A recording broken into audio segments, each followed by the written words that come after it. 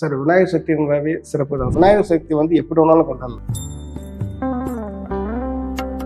2+7 9 கிரகங்கள் 9 கோலம் கண்ட்ரோல்ல வச்சுக்கிறது நம்ம விநாயகர். ஆனா ஆக்சுவலா இப்ப நம்ம ஜோதிடம் கத்துக்கினதுக்கு தான் தெரிஞ்சு அந்த மண்ணுக்கு எவ்வளவு பவர் அப்படின்னு. நம்மளோட கஷ்டங்கள் எல்லாம் அந்த நண்டு பறந்து போற மாதிரி. கணபதின்னு கேட்டாவே உங்களுக்கு எல்லா தோஷமும் நிவர்த்தி. ஏன்னா தோஷம் இல்லாத கடவுள் யாருன்னா கணபதி மட்டும். கிரகத்துக்கும் கடவுளுக்கும் கூட தொடர்பு உண்டு. நீங்க அவரை வழிபட்டா எல்லா ராசிக்காருக்குமே நல்லது. ஏன்னா முதல் தோன்றிய கடவுள் விநாயகர்னு சொல்லுவாங்க.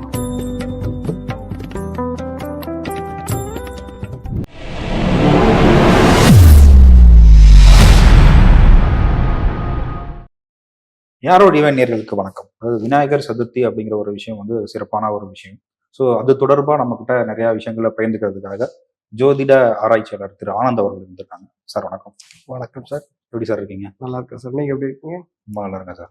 ஏரோ டிவைன் நேயர்களுக்கும் உங்களுக்கும் விநாயகர் சக்தி நல்வாழ்த்துக்கள். இப்போ விநாயகர் சதுர்த்தி அப்படின்னு ஒரு விஷயத்தை நம்ம எடுத்துக்கிட்டோம் அப்படின்னா ஒவ்வொரு வருஷமே அந்த விநாயகர் சதுர்த்திக்கு வந்து ஒவ்வொரு சிறப்பான ஒரு விஷயங்கள் சொல்லுவாங்க. ஸோ அது மாதிரி இப்போ அடுத்த இந்த வருஷத்துக்கான விநாயகர் சதுர்த்தி கொண்டாடுறதுக்கு ரெடி ஆகிட்டு இருக்கோம். இந்த வருஷத்துக்கான சிறப்புகள் என்ன சார்? விநாயகர் சக்திங்கிறவே சிறப்பு தான் சார். அது எல்லாருக்கும், அதாவது நம்ம உலக நாடுகளே கொண்டாடக்கூடியது விநாயகர் சக்தி. உலக நாடுகள் இருக்கிற அத்தனை தமிழ் மக்களும் கொண்டாடுறது விநாயகர் சக்தி. பொதுவாக இது வட மாநிலத்துல தான் நல்ல ஃபேமஸாக இருக்கும். இப்போது விநாயகர் சக்தி வந்து பார்த்தீங்கன்னா இப்போ இந்த ஆண்டு 27 என்ன பார்த்தீங்கன்னா ஜோதிடத்துல நட்சத்திரம் இருக்கு இல்லையா, 27 அந்த டேட்டே இன்னைக்கு ஸ்பெஷல் தான் இந்த வருஷம். ரெண்டாவது 2+7 9 கிரகங்கள் 9 கோலம் கண்ட்ரோல்ல வச்சுக்கிறது நம்ம விநாயகர். ஸோ நம்ம பாட்டே வந்து 9 கோலம் ஒன்றாய் கூடி பிள்ளையார் பெட்டிக்கு வர வேண்டும். ஸோ இந்த வருடம் அதுவும் இல்லாம கன்னிராசியில அஸ்த நட்சத்திரத்துல தான் விநாயகர் வந்து பிறக்கிறாரு. ஸோ விநாயகர் வந்து அதுவும் இல்லாம அன்னைக்கு புதன்கிழமை வர. ஸோ நாள் நட்சத்திரம் அவரோட கிரக நிலைகள் எல்லாமே வந்து இந்த வருஷம் மிக சிறப்பா இருக்கு. இப்ப நம்ம விநாயகர் சக்தியை வந்து எப்படி கொண்டாடணும்னு தான் நீங்க கேக்குறீங்க. விநாயகர் சக்தி வந்து எப்படி வேணாலும் கொண்டாடலாம். அவங்க விருப்பம் தான். அவங்க பினான்சியலுக்கு ஏற்ற மாதிரி நம்ம ஒரு சிறப்பு காரணங்கள் ஏதாவது இருக்கு. அப்போ வந்து விநாயகர் வந்து மண்ணில் சிலை செஞ்சு அதை கொண்டு போய் கரைக்கிறாங்களா? அதுக்குன்னா என்ன காரணத்துக்காக? ஒன்றும் இல்லை சார். இப்போ நம்ம ஆரம்ப காலத்துல இப்போ நம்ம கிராம சைட்லாம் பார்த்தீங்கன்னா மாட்டு சாணம் இருக்கு இல்லையா? ஆமா ஆமா. ஆக்சுவலா அதுல தான் பிள்ளையார் பிடிப்பாங்க. ஒரு ஃபங்க்ஷன் நடக்குது, ஒரு நல்ல விஷயங்கள், ஒரு சுப காரியங்கள் இருக்கலாம், ஒரு துக்க காரியங்களா இருந்தாலும் சரி, அந்த மாட்டோட சாணத்தை தான் பிள்ளையார் பிடிச்சி அதுல குங்க பொட்டு வச்சு அதுல இந்த அருகம்புல் வச்சு வெத்தலை வச்சு அதுக்கு மேலதான் வைப்பாங்க. ஏன்னா வெத்தலை வந்து சுக்கரனோட காரகம், லட்சுமி. அதோட கணபதி பேரே லட்சுமி கணபதினு வச்சிருப்பாங்க. அதை பார்க்கறதுக்கு ஒரு புதுசா கோயில் கட்டி கொண்டாட்டமா கும்பாபிஷேகம் பண்ற மாதிரியே இருக்கும் அந்த தோட்டம். கண்டிப்பா, நிச்சயமா. அதே போல மஞ்சள், சந்தனம் இதெல்லாம் வந்து செல்வ கணபதி. ஏன்னா மஞ்சள் வந்து குருவோடது, சந்தனமும் குருவோடது, செல்வ கணபதி. நம்ம கடன் பிரச்சனை, செல்வம் பணம் வரணும், இதுக்கெல்லாம் வந்து இந்த மாதிரி கணபதி வழிபடுறது. இதெல்லாம் விட ஏன் நீங்க கேட்கிற கேள்வி என்னன்னா, களிமண்ல ஏன் பிள்ளையார் செஞ்சு அதை வச்சு பூஜை பண்ணி அதை கொண்டு போய் கடல்ல கரைக்கிறாங்க, இல்ல ஏதாவது நீர்நிலைகள்ல கரைக்கிறாங்க. இது தத்துவம் என்னன்னா, இந்த வயல்ல நண்டு இருக்கும் தெரியுங்களா? அந்த நண்டு மண்ணு தள்ளி விடும் தெரியுங்களா? அந்த மண்ணு தான் ரொம்ப சாஃப்டா இருக்கும், களிமண். அதை நம்ம எச்சு என்ன வேணாலும் டிசைன் பண்ணலாம். ஆனா அந்த மண்ணை எடுத்துதான் நம்ம அந்த சின்ன வயசுல இருக்கும்போது, ஏன்னா நமக்கு அப்ப ஜோதிட அறிவும் கிடையாது, அப்போ இது வரைக்கும் கிடையாது, அது வேற விஷயம். அந்த மண்ணை எடுத்துதான் பிள்ளையார் செஞ்சு நம்ம வழிபடுறது வழக்கம். ஆனா ஆக்சுவலா இப்ப நம்ம ஜோதிடம் கத்துக்கினதுக்கு தான் தெரிஞ்சு அந்த மண்ணுக்கு எவ்வளவு பவர் அப்படின்ட்டு. ஒரு நண்டு இருக்கு இல்லையா, அது எல்லா திசையிலும் ஒரே மாதிரி ஓடும் சார். இப்ப நீ ஃப்ரண்ட்ல ஓடினாலும் 10 கிலோமீட்டர் ஸ்பீட்ல தான் ஓடும். அதே நீங்க ரிவர்ஸ்ல ஓடியாந்தாலும் அதே 10 கிலோமீட்டர், எந்த பக்கம் போனாலும் அதே மாதிரி தான் போகும். அதேதான். அந்த மண்ணை எடுத்து நம்ம பிள்ளையார் வழிபடும் போது நம்மளோட கஷ்டங்கள் எல்லாம் அந்த நண்டு பறந்து போற மாதிரி நம்மளோட தோஷங்கள் எல்லாம் நிவர்த்தி ஆகும். அதுக்காக தான் களிமண்ணை ஏன் நம்ம தேர்ந்தெடுக்கிறோம். களிமண் வந்து பூமியில இருந்து எடுக்கப்பட்ட ஒரு மண். நாமளும் பூமியில் பிறக்கப்பட்ட ஒரு மண். இறுதி காலத்தில் பூமியில் அடங்க போறோம். அதே போலதான் பிள்ளையாரோட சென்டிமெண்ட். அந்த பிள்ளையார் மண்ணால எடுத்து செஞ்சு அதுக்கு பூஜை பண்ணி, அது வந்து பூஜை பண்றவங்க வந்து அவங்களோட வசதிக்கு ஏற்ற மாதிரி 1 நாள் வச்சிருக்கலாம், 3 நாள், 7 நாள், 9 நாள். அது சிங்கிள் டிஜிட்டட்ல வச்சு அதை வழிபாடு செய்வாங்க. அவருக்கு வழிபாடு செய்யும் போது அவங்க விருப்பத்துக்கு ஏற்ற மாதிரி. ஏன்னா அவருக்கு நம்ம வழிபாடு செய்யும் போது மோஸ்ட்லி நுறுக்கு தீனி தான் அதிகமா வச்சு படைப்பாங்க அவருக்கு. கண்டிப்பா விநாயகருக்கு அந்த மாதிரி வச்சு படைச்சு வழிபாடு செய்யலாம். அப்ப வந்து அவருக்கு வந்து நம்ம கிட்ட இருக்கிற ஜுவல்லர்ஸ் இருக்கு இல்லையா, நகைகள்லாம் போட்டு வச்சு அழகு பார்த்து அவரை கொஞ்சம் வழிபாட்டு செஞ்சு எடுத்து போயிட்டு கலைக்கும் போது நம்மளோட கஷ்டங்கள் எல்லாம் அதை மண்ணா தண்ணீர கரைஞ்சிடும். இதுக்காக தான் அந்த களிமண்ணை வச்சு நம்ம பிள்ளையாரா வழிபடுறது. இப்போ விநாயகர் அப்படின்னு எடுத்துட்டோம், நிறைய பேர்ல விநாயகரை சொல்லுவாங்க. இப்போ லட்சுமி விநாயகர் சொல்லுவாங்க, செல்வ கணபதின்னு சொல்லுவாங்க. இது மாதிரி நிறைய பேர் சொல்லுவாங்க. இப்போ வந்து இப்போ ஒரு எந்த மாதிரியான பிரார்த்தனைக்கு எந்த விநாயகர் நம்ம வழிபடணும்? எல்லாருமே விநாயகர் தான் சார். இப்போ லட்சுமி கணபதி சொன்னீங்க இல்லையா, நமக்கு செல்வ பற்றாக்குறை வருது, அதுக்கு லட்சுமி கணபதி பிடிச்சிக்கலாம். கணபதின்னுட்டாவே உங்களுக்கு எல்லா தோஷமும் நிவர்த்தி. ஏன்னா தோஷம் இல்லாத கடவுள் யாருன்னா கணபதி மட்டும்தான். அது துக்கத்துக்கும் வச்சு வழிபாடு செய்வாங்க, நல்ல விஷயங்களுக்கும் வச்சு வழிபாடு செய்வாங்க. நிச்சயமா. அதனால தோஷம் இல்லாத கடவுள் என்ன, அது கணபதி தான். அவருக்கு வந்து பொறுத்த வரைக்கும் நமக்கு இதை தான் செய்யணுன்றது. நம்ம கையில கிடைச்சது சின்னதா ஒரு 5 ரூபாய்க்கு அருகம்புல்லு வச்சு கும்பிட்டா கூட அது அவருக்கு ஒரு ஐதீகம் தான். அது ஒரு பிரார்த்தனை தான். நம்மளுடைய பிரார்த்தனை என்னவோ அதை மனசார வேண்டிக்கிட்டா கண்டிப்பா விநாயகர் கொடுப்பார். ஒண்ணும் இல்லை சார், இப்போ நமக்கு தொப்பை இருக்கிறதே அசிங்கம், தந்தம் தான் எப்படி இருக்கும்? 5 கரம் அவருக்கு. ஆக்சுவலா 5 கரம் தான், 4 கை, ஒரு தும்பிக்கை. அந்த தும்பிக்கை அவருக்கு வேணா தும்பிக்கையா இருக்கலாம், ஆனா நம்ம அவங்க வணங்கும் போது அதோட நம்பிக்கை நமக்கு இருக்கணும். அந்த நம்பிக்கை இருந்தாதான் கண்டிப்பா அதெல்லாம் நடக்கும். சின்னமே அது கை தான், நம்பிக்கை. அந்த நீ வேணா வட மாநிலத்துல போய் பாருங்க, அவங்களோட வீட்டு கதவுலாம் வந்து அந்த கையோட சின்னம் தான் விட்டுருவாங்க. விநாயகரோட சிம்பிள் அது. அது லட்சுமியோட சின்னம்னுவாங்க. அது அந்த உள்ளங்கையில லட்சுமி இருக்காங்க அப்படின்னுவாங்க. அந்த மாதிரி அந்த விநாயகரோட சிம்பிள் அந்த கை தான், அந்த நம்பிக்கை. அதுதான் விநாயகர். அது வந்து இந்த வருஷம் வந்து ரொம்ப செலிப்ரேட் பண்றதுக்கு நல்ல உகந்த நாள். நமக்கு என்ன வேணுமோ, இப்போ ஒரு கல்யாணம் நடக்கலன்னு வச்சுக்கோங்க, ஒரு லேடியா இருந்தாங்கன்னா 2 மாலை வாங்கி வச்சு அவருக்கு அந்த விநாயகர் வழிபாடு செய்யலாம். ஒன்று அவருக்கு போட்டுட்டு அவர்கிட்ட இருந்து அதை நம்ம வாங்கி போட்டுக்கிட்டா சிறப்பு வழிபாடு பண்ணலாம். இதே போல தொடர்ந்து ஒவ்வொரு சங்கடகர சதுர்த்திக்கும் நம்ம செய்யும் போது கண்டிப்பா நிச்சயம் சீக்கிரமா கல்யாணம் ஆகும். அந்த ஜோதிடத்துக்கும் விநாயகருக்கும் சம்பந்தம் இருக்கா? கண்டிப்பா உண்டு. இப்போ பாத்தீங்கன்னா கணபதிக்கு நேரா எலி இருக்கா, கம்ப்யூட்டருக்கு நேரா மவுஸ் இருக்கா? மவுஸுக்கு தமிழ்ல எலி தானே இருக்கும். ஆமா. இப்போ அந்த மோதகம் என்ன, குழக்கட்டை. அந்த சிஸ்டத்துக்குள்ள அந்த மோதகம் இருந்தால் தான் ஆப்ரேட் பண்ண முடியும். ரேம். கம்ப்யூட்டர்ல வந்து பிள்ளையார், அதாவது விநாயகர் வந்து தன்னோட அப்பா அம்மாவை சுத்தி உக்காந்த இடத்துல ஞானப்பழத்தை வாங்கிட்டார். அதே போல உக்காந்த இடத்துல கம்ப்யூட்டர் வேலை பார்க்குதா? 2வது பிள்ளையாருக்கு தம்பி முருகன், அவர் பேர் மயில். மயில் வாகனம், மயிலில் ஏறி தான் ஊரை சுத்தி வந்தார்.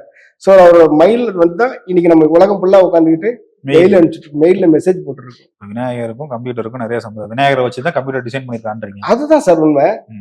அதாவது என்னன்னா, விநாயகர் வந்து ஒரு இமேஜ், அந்த இமேஜை வச்சு நம்ம இமேஜினேஷன் பண்ணிட்டோம், அவ்வளவுதான். ஆனா இதுக்கு அதுக்கும் ஒத்து போகாம இருக்க முடியாது இல்ல, கரெக்டா ஒத்து போகுது இல்ல. இப்ப நீங்க அவங்க அப்பா சிவன் எடுத்துக்கீங்களேன், அவருக்கு மட்டும்தான் 3 கண்ணு, நெட்ரிக்கன். ஆக்சுவலா வந்து இபியோட ஷார்ட் ஃபார்ம் எலக்ட்ரிக்கல் போர்டு, ஈஸ்வர பகவானோட ஷார்ட் ஃபார்ம் இபி சார். அதாவது என்னன்னா, ஃபேஸ், நியூட்ரல், எர்த், இது 3 சேர்ந்துதான் இபி. அது காத்தல், அழுத்தல், படத்தல், இதுதான் சிவன். சோ இதுக்கு லிங்க் ஆகுதா இல்லையா? டிஃபால்ட்டாவே லிங்க் ஆகுதுன்றீங்க. ஆமா சார். இப்போ சிவனோட கழுத்துல பாம்பு இருக்கு, அவர் கை கால எல்லாம் அவரோட உருத்தோட பத்தின பாம்பு தான் படம் எடுக்குதுன்னு. இன்னைக்கு உலகம் ஃபுல்லா செக்யூரிட்டி கேமரா வந்துச்சா இல்லையா? இப்ப நம்ம பாக்கெட்ல கேமராவோட சுத்தி போன் வச்சு சுத்துறோமா இல்லையா? கண்டிப்பா. அப்போ சிவனோட நெத்தியில இருந்து, தன்னோட தலையில இருந்து கங்காவில இருந்து நீர் கொட்டுது, நீர்ல இருந்து மின்சாரம் எடுக்குமா இல்லையா? அப்ப இதெல்லாம் ஒத்து போகுதா இல்லையா? அப்ப எப்படி கிரகத்துக்கும் பிள்ளையாருக்கும் சம்மந்தம் இல்லைன்னு சொல்ல முடியும்? கண்டிப்பா இருக்கு, லிங்க் இல்லாம இல்லை. இப்போ ஒண்ணும் இல்லை சார், இப்போ ஆஞ்சநேயர் வந்து 3ஆம் நட்சத்திரத்துல பிறந்தாரு. நமக்கு கார்டியாலஜி ஃபர்ஸ்ட் ஸ்ட்ரோக் வந்துட்டாவே நம்ம ஃபர்ஸ்ட் எடுத்தோடனே பண்றது ஆஞ்சி வைக்கிறார். ஆஞ்சநேயர் பேரை தானே வச்சிருக்காங்க, அவர் தானே நெஞ்சு போனது காட்டினார். இது எல்லாமே கற்பனையா கூட இருக்கலாம், ஆனா ஒன்று மேட்ச் ஆகுது, லிங்க் ஆகுது. இதுதான் கடவுளுக்கும் கிரகத்துக்கும் உண்டான தொடர்பு. இதெல்லாம் நானா சொல்லல சார், எனக்கு சொல்லி கொடுத்த குருமாதர் ஐயா நல்லவசனர் ஐயா தான் சொல்லி கொடுத்தாரு. அவரும் சொல்லி கொடுத்ததான் நான் உங்ககிட்ட ஷேர் பண்ணிட்டு இருக்கேன், தவிர என்னோட கற்பனைகள் அங்கங்க மானத்தேன குயில்னு போட்டுக்கலாமே தவிர என்னோடது இல்ல.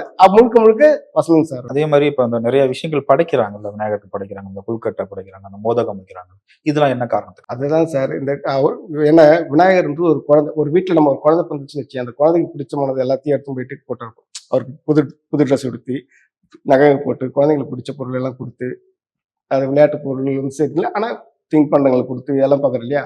அந்த மாதிரி ஒரு கான்செப்ட் தான் இது. அவங்களும் நம்மள மாதிரி ஒரு மனிதர்கள் தான். ஏன்னா இல்லைன்னா அவருக்கு இல்லைன்னா கன்னி ராசி, அஸ்த நட்சத்திரம், அவருக்கே ஒரு ராசி கட்டத்தையும் நட்சத்திரத்தையும் கொடுத்துருக்க மாட்டாங்க இல்லையா? அப்போ கிரகத்துக்கும் கடவுளுக்கும் கூட தொடர்பு உண்டு, நமக்கு மட்டும்தான் இல்லை, அவங்களுக்கே தொடர்பு. அதனால அதெல்லாம் வச்சு படைச்சு அது எல்லாருக்கும் நாமளே சாப்பிடக்கூடாது, வெளியில கொடுக்கணுன்றதுக்காக தான். கண்டிப்பா, நிச்சயமா. இப்ப பாத்தீங்கன்னா ஒரு கன்னி ராசியில கரெக்டா கன்னி ராசி அஸ்த நட்சத்திரத்துல அவரு இப்ப வந்து விநாயகர் சதுர்த்தி வருதுன்றீங்க. ஸோ இந்த விநாயகர் சதுர்த்தி இந்த ராசியில வர்றதுனால மற்ற ராசிங்களுக்கு என்ன மாதிரியான நன்மைகள் இருக்கு? பொதுவா வந்து நம்ம விநாயகர் வழிபட்ட எல்லாருக்குமே நன்மைகள் தான் சார். இதுக்காக தான்ன்றது இல்லை. நீங்க அவரை வழிபட்டா எல்லா ராசிக்காருக்குமே நல்லது. ஏன்னா முதல் தோன்றிய கடவுள் விநாயகர்னு சொல்லுவாங்க நம்ம. ஏன்னா நீங்க அவரை பிடிச்சீங்கன்னா கண்டிப்பா வெற்றி சக்சஸ் ஆகலாம். அதனால இந்த ராசிக்கு தான் அப்படின்னு இல்லை. ஏன்னா இப்ப நமக்கு ராசி மாற்றங்கள் வந்து மாறிக்கிட்டே தானே இருக்கு. அதனால வந்து இந்த ராசிக்கு தான் சொல்ல நமக்கு நம்பிக்கை தான் சார். அந்த நம்பிக்கை இருந்தா எல்லாத்துலயும் சக்சஸ் ஆகலாம். கண்டிப்பா. இது மட்டும் தான் இல்லை, இந்த கடவுள தான் இல்லை, எந்த கடவுளா இருந்தாலும் சரி. அதனால நம்ம விநாயகரை வந்து ஸ்பெஷலா எடுத்துக்கிறோம், அவ்வளவுதான். நம்ம தப்பு பண்ணாலும் மன்னிக்கிற கடவுள். அதனால தான் இப்ப தம்பி கூட சொன்னாரு இல்லையா, ஆசமத்திலேயே ஆலமரத்துல உட்காந்து சைட் அடிக்கிறது இருக்கலாம். நம்ம யார் நம்மளா பார்த்து நம்மனா கடவுளா? இல்ல மனுஷன் தானே. நிச்சயமா. அந்த மாதிரிதான் நம்ம, அதாவது நம்ம என்ன மனநிலையோட மத்தவங்களை பாக்குறோமோ அதுதான் சார் நமக்கு ரிஃப்ளெக்ட் ஆகும். இல்லைன்னு வச்சுங்க, அது நம்ம தப்பான பார்வையை பார்த்தா நமக்கு தப்பு தான் நடக்கும். அந்த மாதிரிதான் நம்ம கடவுளும் சரி மனிதனும் சரி. நான் உங்ககிட்ட நல்லது பேசினாதான் நீங்க திருப்பி நல்லது பேச முடியும். இல்லைன்னா கழுத்து மேல கொடுத்து நீங்க வெளியே தள்ளி விட்டுருவீங்க. அந்த மாதிரிதான் வாழ்க்கை. அது மாதிரிதான் கடவுளும் சரி. கடவுளோட அமைப்பும் அப்படிதான். கண்டிப்பா. நம்ம அவங்களும் வந்து இப்போ ராமரை பார்த்தோமா, மகாபாரதத்தை பார்த்தோமா, சொன்ன கதை தானே, கற்பனை கதை தானே. கற்பனை கதைன்னாலும் நம்ம அது நிச்சயத்துக்கு ஒத்து போகுது இல்லையா? அந்த மாதிரிதான். ராமாயணம்னு ஒரு விஷயம் நடந்துச்சு, ராமன் ஒருத்தர் வாழ்ந்தாரு, ராமன் ஒருத்தர் வாழ்ந்தாருன்னு கதை சொல்றாங்க. அது உண்மைன்னு சொல்லி நம்ம நம்புறோம். அதே மாதிரி மகாபாரதத்துல ஒரு விஷயங்கள் நடந்துச்சு, போர் நடந்துச்சு, இத்தனை பேர் மகாபாரத கதை. மகாபாரதத்தோட ஸ்டோரியே விநாயகர் தானே எழுதினார் சொல்லுவாங்க. தந்தத்தை உடைச்சு அது அவர் தானே எழுதி கொடுத்தாருன்னு சொல்லுவாங்க. நிச்சயமா. நமக்கு அது வந்து கற்பனையா இருந்தாலும் நிஜத்தோட அது ஒற்று போகுது இல்லையா? கண்டிப்பா. அதுதான் இயற்கையும் கடவுளும் பிரபஞ்சமும். அதாவது நீங்க வந்து மூட நம்பிக்கையாவும் இருக்கலாம், நம்பிக்கையாவும் இருக்கலாம், ஆன்மீகமாவும் இருக்கலாம், ஜோதிடமாவும் இருக்கும், சயின்ஸாவும் இருக்கலாம். இது இப்ப நான் சொன்ன விஷயம் சயின்ஸோட சேர்ந்து தானே போகுது. மகாபாரதத்துல நடந்த அந்த நிகழ்வுகள் எல்லாமே இப்ப இருக்க அந்த கலியுகத்துல நம்ம ஒற்றி பார்த்தோம் அப்படின்னாம எல்லாமே வந்து ஆமா நடந்ததுக்கு நம்ம எல்லாம் முன்ஜென்ம பிரிவு தானே சார், கண்டினியூட்டி தானே சார், இது வந்துட்டே தானே சார் இருக்கு. அப்போ இப்போ நம்ம ஒரு தப்பு செய்யறோம்னா ஒண்ணும் இல்லை சார், வழியில நீங்க ஒரு பாட்டிலோடு போட்டு போயிட்டுனா அடுத்த பிறவி வந்தாலும் அது உங்க காலில் தான் குத்துணுவாங்க. கண்டிப்பா. நம்ம செஞ்ச தப்ப நாம தான் அனுபவிக்கணும் அப்படின்ட்டு. அது வந்து நம்மளோட முற்பிறவி கர்மா. நம்ம என்ன பாவம் செஞ்சு வைக்கிறோமோ அதை தான் இந்த வந்து கண்டினியூட்டி பண்றோம். இப்போ நம்ம சந்திக்கிற நம்ம எல்லாருமே வந்து ஏதோ ஒரு இதுல இந்த நேரத்துல நம்ம சந்திக்கணும்ன்றது ஆல்ரெடி ஃபிக்ஸட். நாமளா ஃபிக்ஸ் பண்றதுல ஆல்ரெடி ஃபிக்ஸட். அந்த டைம் எடுத்து நம்ம இப்பதான் போய் சந்திக்கணும்ன்றது நம்மளோட கடவுள் தீர்மானிக்கப்பட்ட நேரம், அவ்வளவுதான். கண்டிப்பா. இது வந்து ஒரு பாவ புண்ணிய கணக்கு. ஆமா, கண்டிப்பா பாவ புண்ணிய கணக்கு. நம்ம அப்பா சொத்து சேர்க்கிறாருன்னு வச்சுக்கேன், 4 புள்ள இருக்காங்கன்னா 4 பேருக்கும் கரெக்டா தான் பகிர்ந்து கொடுப்பாரு. ஆனா அவர் செஞ்ச பாவமும் 4 புள்ளையும் பகிர்ந்து தான் கொடுத்துட்டு போவாரு. கண்டிப்பா. அதாவது சொத்து தெரிஞ்சு பங்குறோம், பாவத்தை தெரியாம பங்குறோம், அவ்வளவுதான். இப்ப நமக்கு ஏதாச்சும் ஒரு பிரச்சனை, அப்ப செஞ்ச பாவம் பிள்ளைங்களை தாக்குதுன்னு, அப்ப செஞ்ச சொத்து வச்சு நான் ஆடுறான்னுவாங்க. 2 மேட்ச் ஆகுது இல்ல. அப்போ தெரியாம விஷயங்கள் ஏதோ நம்மள, அதாவது சொல்லுவாங்க சிவனிலேயே சக்தி இல்லைன்னு தான் சொல்லியிருக்காங்க. சக்தியிலேன்னு சிவன் சொல்லுவாங்க. ஆமா. அப்போ இது நமக்கு எல்லாத்தையும் விட ஏதோ இந்த பிரபஞ்சத்துல ஒரு சக்தி நம்மளை ஆட்டி படைக்குது. அது என்னன்னு நமக்கு தெரியுது. இது நம்மள பார்த்தவங்களும் சொன்னது கிடையாது, நாமளும் பார்த்ததும் கிடையாது.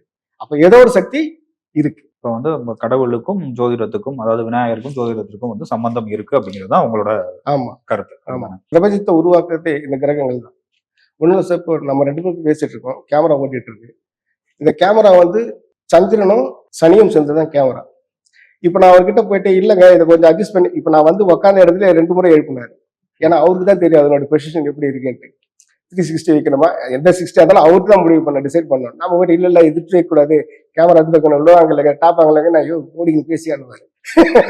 எனக்கு தெரியும் என் வேலையை பத்தி. அந்த மாதிரி அவங்க வேலைக்கு தகுந்த வேலையை அவனும் பார்க்கணும். அந்த மாதிரிதான் கிரகங்கள் அந்த வேலையை கரெக்டா அதுதான் செய்யும். நிச்சயமா. அந்த பாவ புண்ணியங்கள் என்னவோ நம்ம என்ன செய்யணுமோ அதை திருப்பி நமக்கு தான் ரிஃப்ளெக்ட் ஆகும்.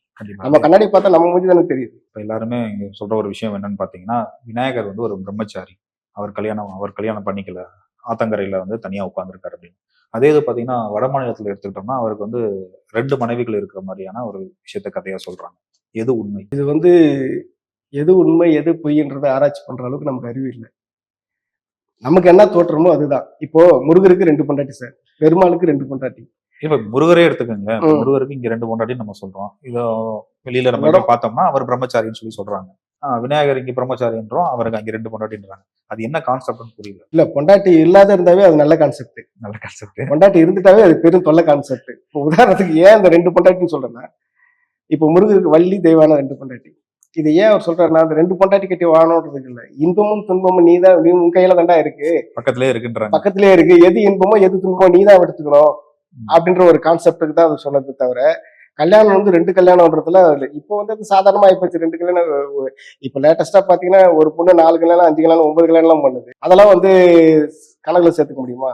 அவங்களோட நிலை அப்படி இருக்கு, அவ்வளவுதான். இப்ப விநாயகர் தொடர்பாகவும் இந்த விநாயகர் சதுர்த்தி தொடர்பாகவும் நிறைய விஷயங்கள் நீங்க பயந்துக்கிட்டீங்க. நீங்க கொடுத்த இந்த நேரத்துக்கும் இந்த நேர்காணலுக்கும் ரொம்ப நன்றி. ரொம்ப நன்றி சார்.